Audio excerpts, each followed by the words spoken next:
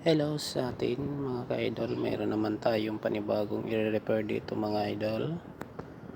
Ito ay isang electric pan mga idol na ayaw mag-on, hindi umiikot mga idol.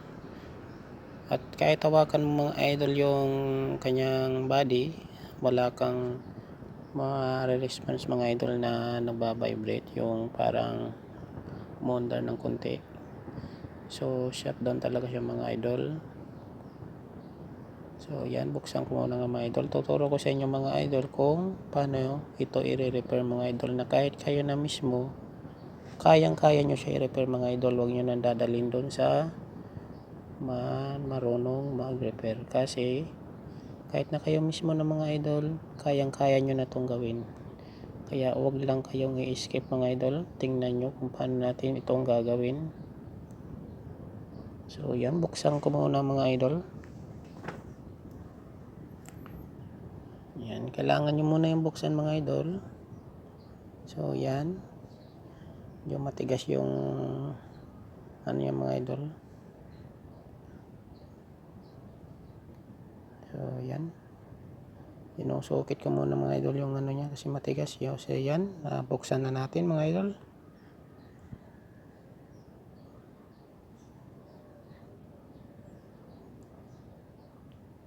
Sa mga hindi nakapag-subscribe dyan, nakapag-follow, paki-share naman po ng video para tulong na lang po. So salamat mga idol.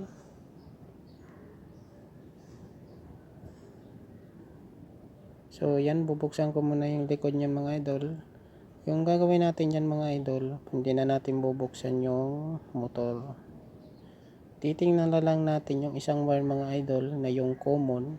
Yung common mga idol yung galing doon sa saksakan na hindi dumadaan doon sa mga ano yung mga idol, yung mga number mga idol, yung nakaiba doon na titingnan nyo lang doon sa ilalim mga idol. Yung common, kung ano yung makita nyo na kulay doon sa ilalim na galing ng sakit mga idol, yung sinasaksakan, yung isang wire doon, yung common, yun ang titingnan natin mga idol. So pumunta muna ako mga idol kasi mayroong pumunta na tao. Yan, so yan mga idol, titingnan na natin yung common dyan mga idol. Saan yung common? So yan, kakalasin muna natin mga idol.